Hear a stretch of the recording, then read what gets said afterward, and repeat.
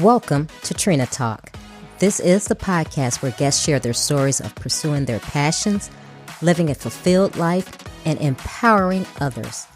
Each week, I talk with inspiring leaders, business owners, and people with amazing stories from around the world in unscripted conversations as they share their successes and failures.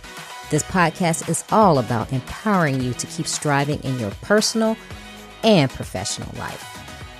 I am your host, Trina L. Martin. Hey, welcome to another episode. If you're listening, go ahead and go out and subscribe so that you won't miss any future episodes. Also, if you like the show, give us a 5-star review.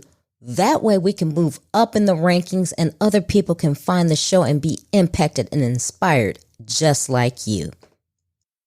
Are you a woman of color in tech who feels stuck because you don't see people who look like you? You lack support from someone who truly understands your journey, and you want to overcome the obstacles that you're facing in the tech industry? If you want to elevate your pay, become a leader in your company, and be noticed by colleagues and executives to advance in your career, then Tech Trifecta is for you. It's my 3-month private coaching program, and it's now open. Only a limited number of women are going to be accepted. So apply today at tlmintl.link/Tech Trifecta. This week, my guest is Terry Short. Terry is a human potential developer and has been a coach in some capacity her entire career. She has more than 30 years of leadership experience, a master's in business administration, healthcare management, and her professional coach certification. Through coaching, speaking, and facilitating, she has inspired countless staff, senior leaders, physicians, and middle managers to connect to their why and to harness the power of empathy and personal relationships.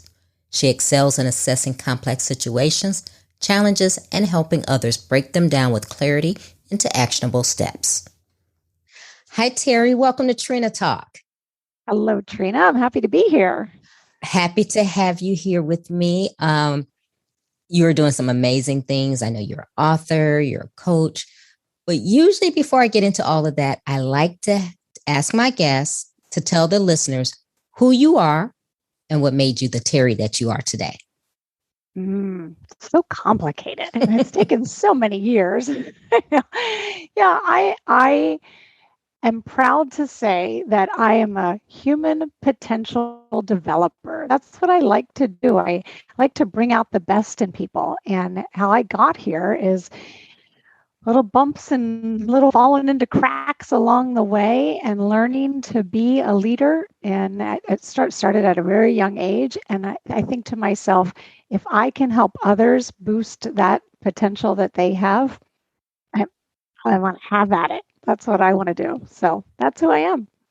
So how did you come to be? I mean, because, of course, there's any and every type of coach, but you said you're the human potential developer.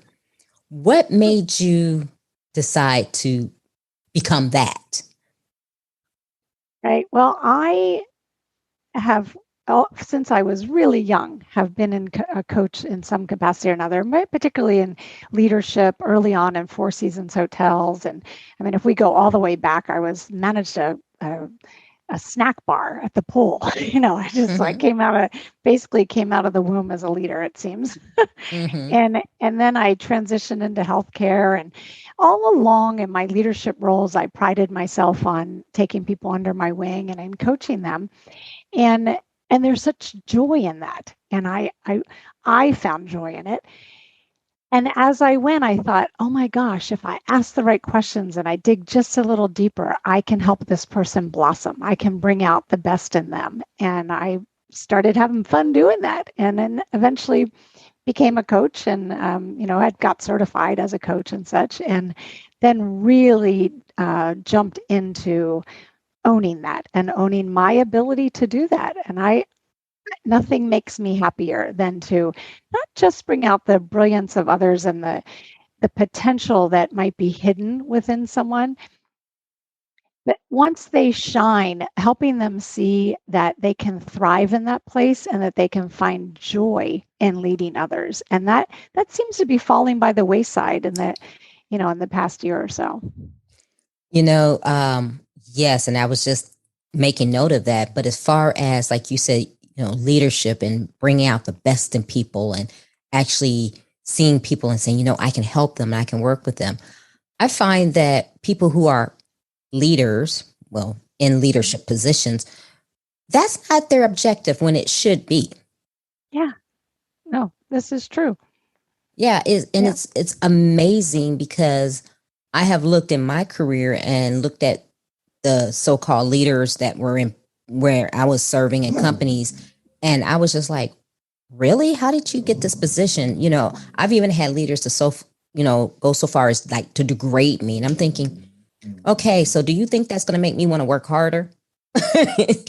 Right. That's right. And it's born out of not enough training, not enough coaching for these leaders, right? They get into the roles sometimes by happenstance or, being the warm body to fill in during a shift or, I was in healthcare for a while, and that's always how the charge nurses got to be charge nurses.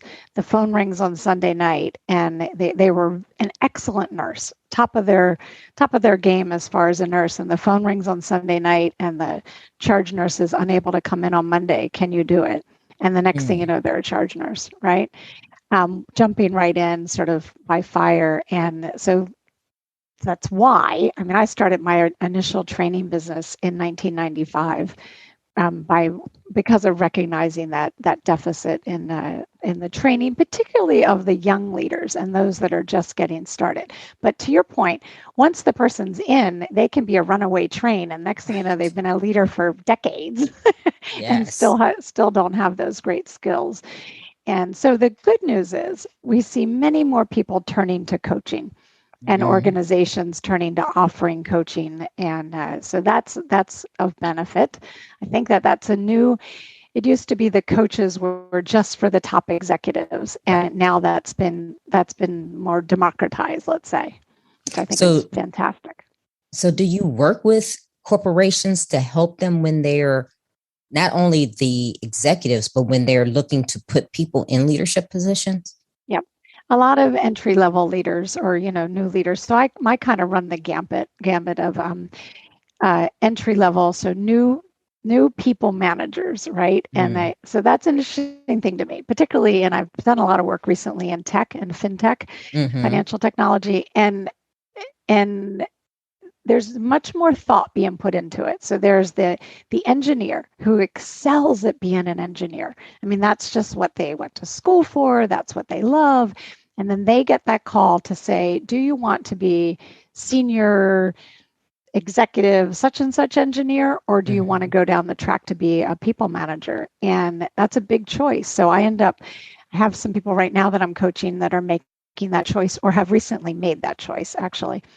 And what I speak to them about is what brought them joy in being an individual contributor when they were doing the frontline work.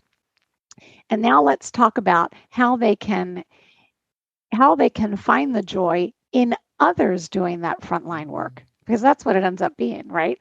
So the others are what they want now, or should want, is for those others to be doing their best possible work, and their job is to inspire that.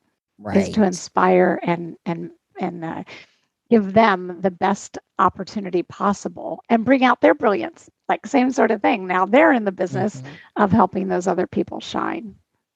Wow, that's so true. And with me being a naval officer and in leadership and been in leadership for so long, you're like speaking my language. We could go off on a total tangent with this because this is something that I am passionate about as well, because I have had good leaders, but I've had more poor leaders than I have good. And it's so interesting. Like you said, you get the person who was the good widget maker, and then because they were the good widget maker, now they're, widget maker manager, right? And you're going, okay, why are you in this position? And then you find out that they got the position because they were the best in that position at that time. So somebody just said, okay, by default, here you go. But no one ever trained them on how to properly be a leader. Or you find that people are in management. I like to say management, not leadership, because there's a totally different thing. But you find people who are there because they're self-serving. So it's not so much as they're trying to inspire other people. It's like, okay, I got the office, I got the title, I can tell people what to do, and that's it. So tell me, how do you work with these people? Do you get people like that, or are you getting people who, like you said, are entry level before they even get corrupted, so to speak? It's an excellent question. I actually would venture to say that those who have climbed up the ranks in the self-serving scheme of things, like that's been their MO, they don't seek coaching. Right. Because in their mind, they don't need coaching. So I've rarely come across that kind of person where, if someone gets to that place where I know it all, I've got it all, they're not paying for an executive coach. So seldom is that the case. Now, that said, when I was in the corporate world and I was coaching, so I was embedded, I was in an organization, right? And I was coaching, I was sent out to coach. That's a whole different thing, because then, sometimes, unfortunately, that's seen as punitive, like you have to have a coach because, and I've done that actually with physicians, where there are physicians that got themselves in a little bit of trouble with how they spoke to patients and team members and such. And one of my expertises is communication coaching, and so I would come to coach, and it unfortunately, and hopefully this is changing, but unfortunately for a while there, having a coach assigned to you was like a bad thing. Right. So then I was perceived as the bad guy initially, but that's becoming more and more rare. Yeah. And I think so, because I think now, because being a coach and getting coaching is so, so chic now. It's like something everybody wants to do. Like, oh, I have a coach. It's almost like saying I have a therapist. Remember the time when you wouldn't tell anybody I went to a therapist or counseling. So now everybody's like, yeah, I got a therapist. But it's so amazing. So what I like to always ask people, what I'm interested with you is, before you got into this journey of, okay, this is how I can really help people, and this is my business, what did you see along your journey in corporate America or wherever, and what made you really decide that, okay, this is my passion and I can do this better to really have an impact? Well, I saw a deficit, but I saw the deficit through the eyes of a woman. And so early on in my career, I was the only skirt at the board table. And of course, just like a lot of young women, I thought, first I thought, this ain't right. That's the first thing I thought. And the second thing I thought was, I'm going to change that. And so, Trina, to be fair, I believe now in retrospect, I went about it all wrong. I wanted to be heard, and I wanted to, insert my opinion and, speak up at the board table because I had something to say. And gosh darn it, you're going to see me type of thing, right? And then I realized, it took a while. It took some maturity to realize, and a mentor that was good about telling me, gosh, you didn't. I became abrasive, I guess, and in order to fit in and have my voice heard, and I didn't need to do that. And so he was eventually telling me, hey, we hear you, and it's okay. And it was just still me almost acting out, I guess is what I'd say, to be heard and such. And then once I settled into a better understanding of how my voice could be more effective, by way of the words that I chose, by way of when and what I said, that I could have more influence, that sort of clicked with me. And I thought, And then once that clicked, and I started to learn how to be a better leader, how to recognize others more effectively and such. Once I started to really feel into that, I thought, it would be good to help others in this, in the same way, men and women. Because there was a while then I thought, gosh, maybe I should just coach men. Maybe I should help them see how they're minimizing the voice of the woman at the table, or this or that. And then eventually I didn't need to hold on to fixing everything with our male counterparts. Right. Yeah. And like they say, experience is always the best teacher, right? So you going through it and seeing the deficit and what needed to happen, you saw how you could really have an impact and really change things. And you mentioned something as far as about the words you use. And I want to go deeper with that because it does matter, right? How you say things. So tell the listeners about that and how you speak and the words that you use. Well, if I may, I'll lead with I wrote a whole book about it. Okay. So the book is The Words We Choose: Your Guide to How and Why Words Matter. And in the book, I start talking about the word you choose for yourself. You know what I call that? Your personal podcast. Okay. Right. So everybody's got their headsets on, or earbuds in, and they're listening to podcasts every day. The reality is we're listening to our personal podcast too, sometimes 24/7. And it starts with the words you choose for that voice. And do those words minimize you? Do they hold you up or limit you in any way? And then there's the external voices that you hear, and you as the narrator and the producer and director of that podcast, you decide if your mother comes on today, Right. all right, or your ex-boss or whomever. And so having more control over that. I like to say the voice is a choice. And so starting with the words that you choose for yourself, and then and this is actually how the book goes, and then it goes from there into sort of family and loved ones, the world at large, and then work. So I believe very strongly that all builds upon itself. How you show up at work is representative of what else has gone on in your life. Yeah. Yeah. And that's and I think not only for work, I think that's important in your personal life as well.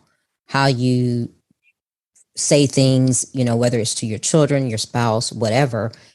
It's it's not what you say, is how you say it, because you can say something that um could really help someone, but if you say it in a negative or condescending way or degrading, it's not really helping. So I think that's very important. And today, what are you seeing in the landscape of today, like before the pandemic and now, as far as with leaderships and how they're leading? Because I'm pretty sure you've seen a change from pre-pandemic to now. What are you seeing? Yeah, well, I'll tie that right back to the word choices, and I've seen an absolute change in this. So, for example, since this all went down in March of 2020, I'm going to talk to you about a couple of words that I've seen more and more. So, the word if. So, more people saying, if we return to the office, if we get to travel to Europe, if we're able to do this and this, instead of when. So they've inserted uncertainty. And even in the workplace, if we're ever able to do this again, if that. Whereas if I'm the leader and I say when we return to the office, or when we get together the next time, and I speak in much more hopeful, confident terms when I switch from if to when. Much more but. Like, so same sort of thing where it's never been a good thing for people to offer but truncates and severs the conversation. It stops sort of whatever went before. And the word and extends and affirms whatever went before. And so that's what I'm starting to see, or have been seeing over this past year. A lot more buts, a lot more ifs, and those types of I don't know, I want to say uncertain words, uncertain, sort of iffy type words. Wow. So, with your coaching and your leadership, are you finding that this time has played differently on people that you're coaching as far as how they want to improve?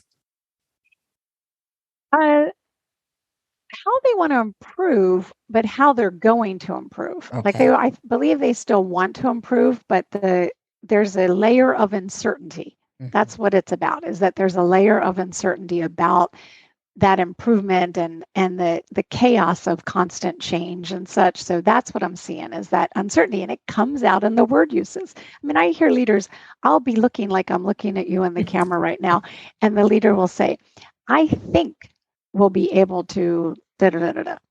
Mhm. All right, well, when will you be sure? Or these are the minimizing type words. Well, I'm pretty sure we're going to be able to do what pretty. I'm pretty Right. sure. But just Right. be sure, don't be sure. So I just feel that the desires there's just been a lot more uncertainty. And so Right. it's playing out in how we communicate with each other. So going back to the word thing, is it that people are saying things like if and but because they are uncertain, or is it because we've heard that being used in a certain way? So we just kind of say it, kind of thinking, well, okay, if this, blah, blah, blah. Because sometimes I find myself doing that. It's not that Mm. I'm uncertain, but it's like, well, I'll say it this way because I guess sometimes you don't want to just say it in the positive because you don't want people thinking, oh, well, she just, she's sure that's going to happen. What are your thoughts on Yeah, that? yeah. No, that's an excellent point.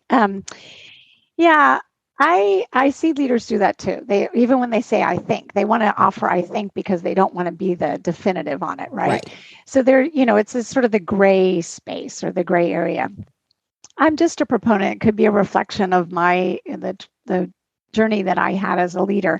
I'm a proponent of being intentional. Yeah. Being intentional, and so take that pause. Think about the impact you really want your words to have, or your intention with the person that you're speaking to, and then choose the words wisely.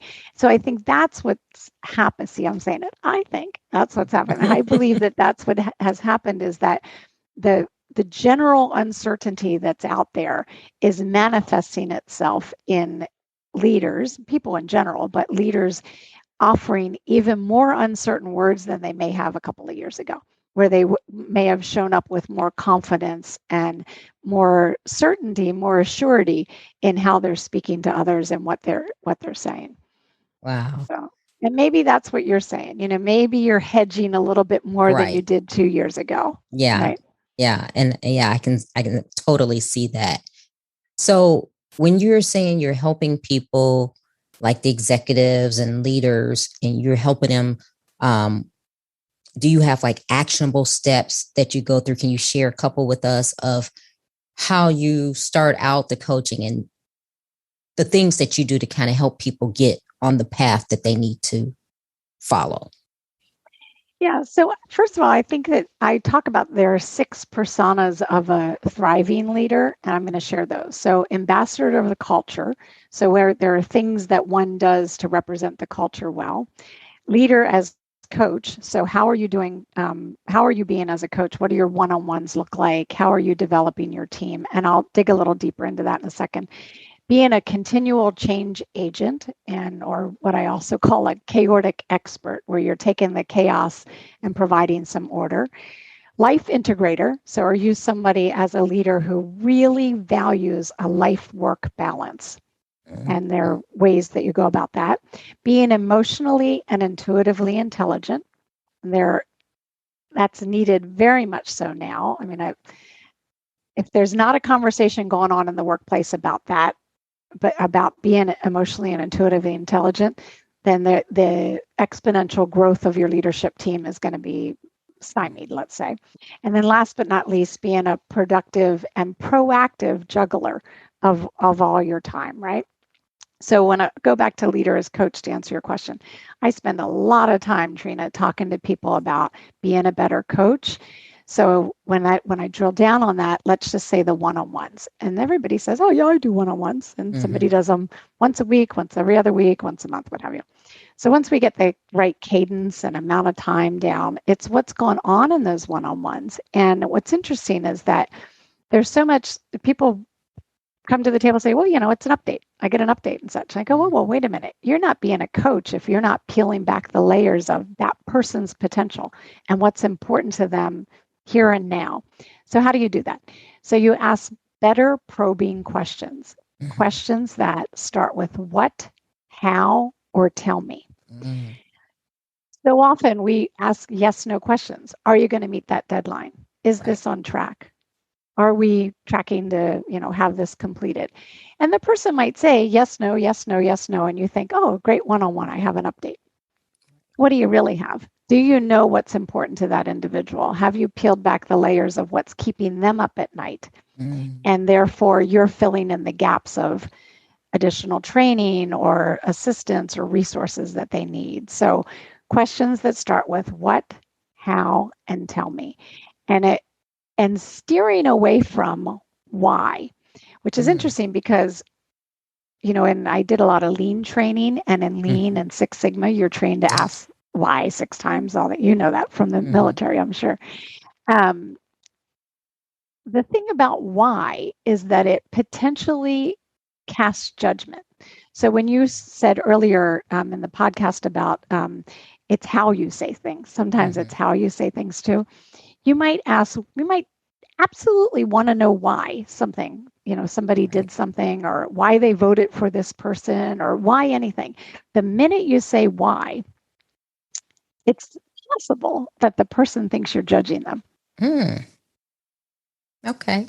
Right? And so instead saying, tell me about your choice to vote for this person or to make that decision, or what's important to you in in this choice, or how did you come to that decision? Tell me about your value, what you value, or how that speaks to that, or whatever. Anyway, that I'm going off on a tangent now with an individual, but when you're speaking to your direct report, asking what and how about the work gets you really to the meat of it.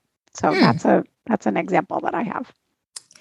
Very interesting, and it makes absolute sense. I actually see that in because if you're a coach or a leader, you're not going to just say asking questions that are just yes or no, because that's what you're going to get, yes or no, and you really haven't learned anything and been able to actually provide advice or whatever you have to get to that. But I'm looking at your 6 personas of a thriving leader. Now, I just where you're going through them, I was going, wow, somebody needs to teach this, because this is not a thing that people are learning as leaders, because, life balance, emotional and intuitive, just things like that. How, first of all, when you're working with corporations, and I'm pretty sure you go in and you ask them, like, okay, what is your training process or courses, whatever you have when you're promoting people. I don't find that people are going through these things. It's like, okay, let's go through the metrics. Let's do the bean counting, how many widgets were made, and that's your leader. Right. So when you're going through these 6 things with people who are currently in leadership positions, I'm just curious. Tell me how they react when you tell them that these are the things that they should be doing. Well, here's the thing, is that what you described is exactly what happens. It's like off the shelf, like we'll have this now, and we'll have this training now, or we'll have diversity and inclusion now, we'll have this, whatever. And this is what I'm talking about, is like whole picture, comprehensive, really to be thriving as a leader. And nobody, to my knowledge, no one coaches this kind of as comprehensively. And so it's a big job. And I, right now, I'm actually working with a group to provide retreats, because I also find that it's not a one and done. It's these types of things it's immersive. it's immersive, and you've got to go in, you've got to spend a few days going deeper and truly understanding the things, the 6 that I rattled off to you. Each one has, I don't know, 10, 12 key components under it as well. And all things that one should consider. And a typical leader might go, oh, okay. Under continual change agent, they might say, oh, communicating with clarity. Yep, I've got that. I do well at that. I leverage goal setting. Yep, that's a strong suit. So they might be able to go in and say, here's what I'm naturally very good at, but out of all of it, the entire list, here's where I need to focus. And that's actually how I do my one-on-one coaching. Like here's the whole big picture. How do we narrow in and focus on what you really need? And how do we leverage your existing strengths to pull you towards the other areas that you're interested in improving? Yeah, because they're very important, and especially the life balance, especially now, right? Because we're totally in a different environment than we've ever been in before. People are not wanting to go back to work. Just life has changed for everyone. And I think a lot of employers are slowly realizing that, if they haven't already. Because I think this whole pandemic has brought out a lot in everyone as far as, mental stresses and stressors that they have been going through with, being sick, losing loved ones, or the job, just the whole thing. I think we have all just kind of been stretched to our capacity. And when you have a job or a manager, boss, leader, whatever you want to call it, that does not understand that and is pushing those buttons, I think you find people now are reacting in ways they probably would never have. Absolutely. And here's the catch there, is that sense of balance is different for everybody. Right. It's different for me than it is for you. And so the astute leader asks those probing questions to understand what balance looks and feels like to you. Right. And to the next person and to the next person, because it's different for everybody. And to your point about the pandemic, everybody got off balance. They were like, there was nobody like, like, stop the car, stop the train. There is no balance. We're all teetering here, right? So the teetering, just as it started to level out and people were kind of getting into some sort of groove, then return to work. Right. Go back to work. We're going to become unbalanced again. So a leader's job is to honor what that change does to one's sense of balance. And then again, probe deeper, ask those probing questions to understand what balance looks and feels like now that we're returning to the office half the time, or whatever it is. Now, what's it look like? And what adjustments can be made to help with that balance? To be honest, Trina, I see some organizations, some of the bigger, I coach more than a handful in Fortune 500 companies, leaders in Fortune 500 companies. And some of particularly the tech companies are doing a phenomenal job at honoring the teetering. So the opposite of balancing, the teetering that happens now that there's a new transition. Just as there was a transition to work from home, there's a transition to hybrid or to whatever. And they're really, maybe because people learned from that transition early on when we went to work from home, there's I perceive much more of a sense of honoring the effect of that teetering and how we can help individuals get back to their own sense of balancing. Right. Yeah. And it does take an astute leader to realize that what's going on. And like you said, it's different for everyone. Everyone's, different in what they need that's going to help them cope and be productive.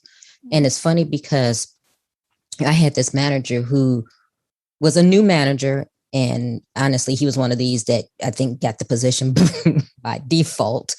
But he used to always say, policy says that, if you're 15 minutes late, you're supposed to take, your vacation time. And he was proud to know that. But then he would say, but nobody does that. And I'm thinking, well, why would you even bring that up? Are you happy to know that? And then, I just told him one day, I was like, you know what? If you want to make me take my vacation time for being 15 minutes late, guess what? When you need somebody to work late on that project, it's not going to be me. Mm-hmm. Because if you're going to be that kind of bean counter, then I'm going to be like, nope, sorry, it's 5:00. Gotta go home. So I would, I was just wondering, I was like, why does he keep saying that? And does he realize that things like that are the things that you make people not want to go that extra mile for you? Absolutely. And had he dug deeper, he might have found out what causes you to be 15 minutes late. Is there an imbalance? Is there something going on in your life that is important that he should know about, that he could help with, that causes that in the first place? So, if again, an astute leader who had those skills would have been able to dig a little bit deeper and meet you where you were.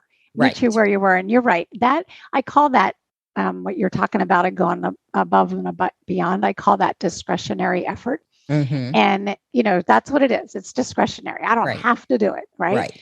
So I believe there's a correlation between one's discretionary effort and how they're treated, like you're talking about, how they're acknowledged, how they're recognized, and also how their contribution ties to their personal values, and that's tied to the values of the organization. The more that there's a connection between personal values and the work values, that you're in a better place, right? So when all those things align, then the person goes, oh, discretionary effort. Right. Like, I'm going to give it freely because that alignment is happening for me. Yes. Oh my goodness. Well, you need to go out and tell all of these companies about this, because they just don't get it. And, it's amazing how many big companies, big corporations that you like, wow, you just don't get it. Everything is kind of a mess here. And you're like, how did you get to be this? But, you're a multi-billion-dollar company, but yet this is how you operate. Yeah. So funny story that you say that. Early on in my career, when I first started my business, I specialized in very, very high-end resorts. And so I'd go to the highest end resorts. I'm not going to drop any names here, but across the country. And I'd go and I'd do a secret shopper, first for, a couple of days, sometimes a week, use all the services, spa, everything. And then my kids were young at the time, so that was a real happy thing. I was like, Mommy's going to the spa. I'd do my report, and then I would set about creating their plan and, what it was that I would do for them, and the consulting and coaching that I would do. Trina, I wanted to say at the end of the report, you should lock the doors. P.S. Please lock the doors and I'll be back. Right. And then the same thing happened. Then I transitioned into healthcare. I get into healthcare. I go to some of the most regarded organizations in this country. And you basically, you look under the hood and you get under there. I had that same feeling. I thought, people would say, well, what do you think we should do? And I had to stop myself from saying, lock the doors. A complete reset here. That's what I recommend. I mean, I've many, many times in my career, that's been my prevailing thought. But how does a company get to that point? Is it that they never knew it, or do they kind of just eventually fall into that? I think it's a combination. I think there's one too many people that didn't know or still don't know how to be great leaders, and then it becomes part of the culture, and it just sort of spirals, kind of out of control, and it's a head scratcher. It's a head scratcher for me. Yeah, I love that. Always lock the doors. Yeah, I did. So I thought I better not type that at the bottom. Please lock the doors. I'll be back. Yeah, don't just lock them. Put a padlock on them, because you guys are. You shouldn't be in. It's just. It's amazing. Like I said, I can talk to you forever about this, because this is like one of my passions as well. And just being a leader, there's just so many people who don't know what that means. They don't take it as being an inspiration to others. I think they just use it as, I'm the czar, so I'm going to tell you what to do, when you really should be trying to inspire people, which is going to make them want to do what you need them to do. So I really, really love what you're doing. And I really hope that, you can get out there everywhere. Because I've seen some, lock the door, lock the door type of things. You know what brings me joy is when the leader who's come up, who got the phone call on Sunday and now they're a leader, right? And they've come about it and they know in their heart of hearts that they're not doing well by their people. They really do, right? On some level. So they might be just sort of getting by and it's a joyless job and they're going about it. Well, when they finally get it and they understand how they can inspire and influence others, like you said, what they're supposed to be doing, when they're exposed to that through coaching typically or some leadership program, when that opens up for them, then they go, that's what makes me the happiest is that there is hope, there is hope and it's sort of one leader at a time, but that sort of rebirthing of the leader, if you will, that they now are going to go back. And sometimes I have people ask me, well, if I go and I start doing my one-on-ones like this, or if I hold my team meetings like this or whatever, they're going to think I'm nuts because they've been doing it this other way for so long. And you're like, how do I transition into the, like, kind of the new me? Right. It's a fair enough question, if they've been going at it a certain way and now they want to, broaden their leadership skills. Now, do you find many people who actually realize that they're not good leaders? Do you actually have people that come to you, or is it because someone has made them come to you? Okay, it's a great question. So sometimes they've made them come. That doesn't happen as often anymore, but sometimes. More so what it is they think they're a good leader and they're like, I'm going to get some coaching. I'll be even a better leader, but I'm already a good leader. And as we go through the conversations, as I ask those probing questions and peel back the layers and then, tell me more about that. And then we go deeper. That's when they get the aha. That's when they go, oh, wow. Maybe it wasn't as good at this as I thought I was, right? And that's when they start exploring the 6 personas, the different things that are out there for them to be a great leader. And so it usually evolves, I guess is what I'd say. Through the interaction, they kind of get that aha moment, that head slap where they go, some different ways for me to approach going about this, right? Yeah. Well, like I said, you're doing God's work because I've seen some horrible places and I'm just like, woohoo, wow. Yeah, you should have somebody to come in and help you out because, But all right, Terry, are you ready for our questions? Ready. Okay. So good. I'm glad you didn't give me that look of fear because a lot of people give me that look of fear and I'm going, it's going to be okay. It's going to be okay. I'm just basically always ready, Trina. So I love that. Yeah. Always ready. Okay. Who or what motivates you? Well, the what is really getting people to that place of self-realization, like who they can be, what they can be. That really motivates me. What demotivates you? People not having faith in themselves. So I always say, if you believe that you can't, you're right. So that demotivates me. It frustrates me when somebody is holding on to limiting beliefs. When was a time that something was said or done to hurt you, but it worked for your good? I love that one. It always works for my good. Like that is something that I coach all the time. When something happens and you think it's the worst possible thing, take the learning. The learning. So I have to go with some things that my mother has said to me. And I'll tell you that I got my book published last year. My mother said, what do you know about writing a book? You can't write a book. And I did it. Yes, I love those type of moments. Oh, what is your fear? Well, I guess my fear right now is like, and you've been very encouraging about this, is that I won't reach enough people. that I won't reach it when you're saying, you're doing God's work and, get out there. It's always my fear that there are people, for whatever reason, I won't connect with or haven't connected with that I would like to. Is there a time when you wish you had done something that you didn't? There is. It's kind of a silly thing, and it's only going to tell you this one because I'm right here right now. I'm back in Monterey, California.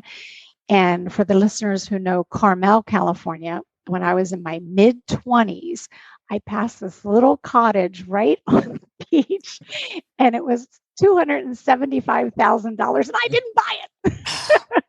And I just walked by it again yesterday. Yeah, and it's probably how much? 2-point-something million dollars. Oh man. Yeah. So I have very few regrets in my life, and they're just silly things like that where I just go, wait, what was I thinking? Yeah, that would have been a good investment. Is there a time that you wish you had not done something? Not done something. Yeah. I'm going to go with, there have been a couple times with my kids, they're 24 and 25, and I'm getting so much better at this, but there have been times where I've offered advice unsolicited. And basically the way this has worked with one, sometimes both of my kids, is when I say black, they do white, whatever.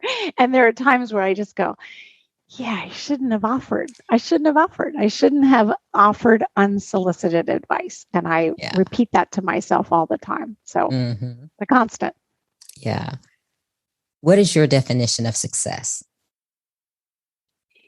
Bringing out the brilliance of, I'm going to go with 1 million leaders. I'm going to have to start counting. Yeah, I hope you do. How do you recharge? I meditate every day. And so that recharge has to happen every day. You can probably already tell I'm high energy. I always have been. And so I meditate every day. I'm an incredible nap taker. That only happens once or twice a week. I've perfected the 17-minute nap. And I get good rest at night. So that's how I recharge. Okay. What are you awesome at?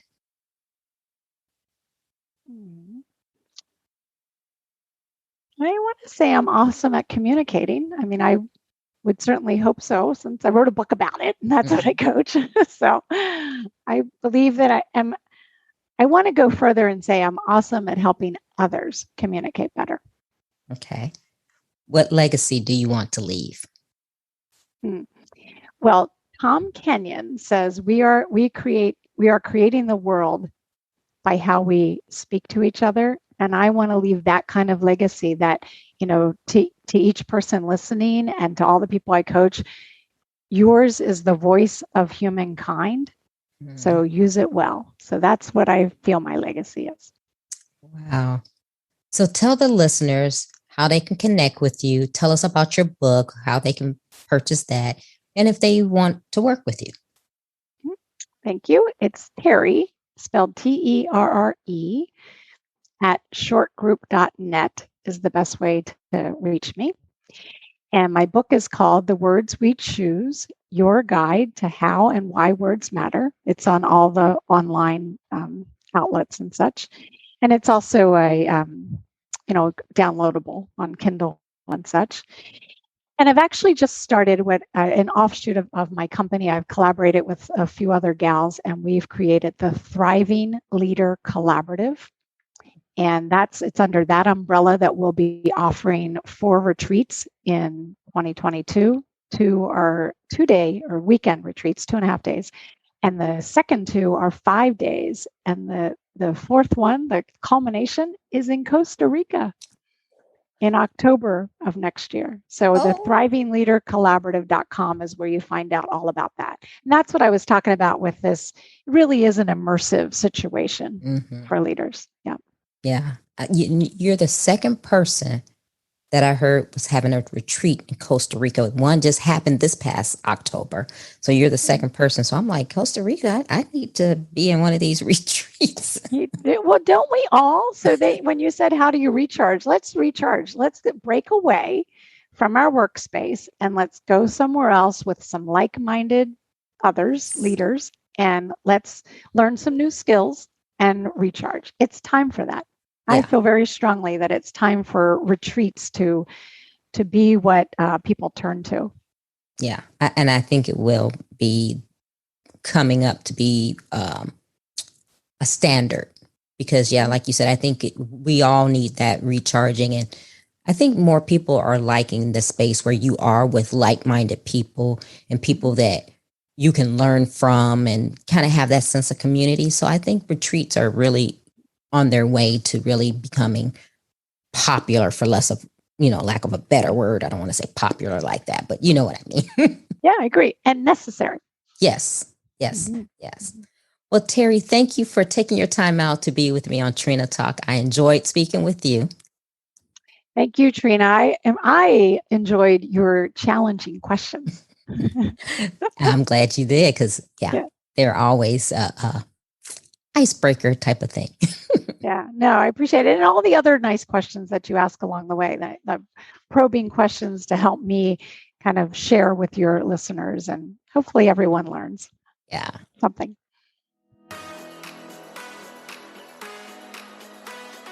I want to thank my guests for being on the show, and I want to thank you for listening. I hope you enjoyed the show, and don't forget to tune in next week.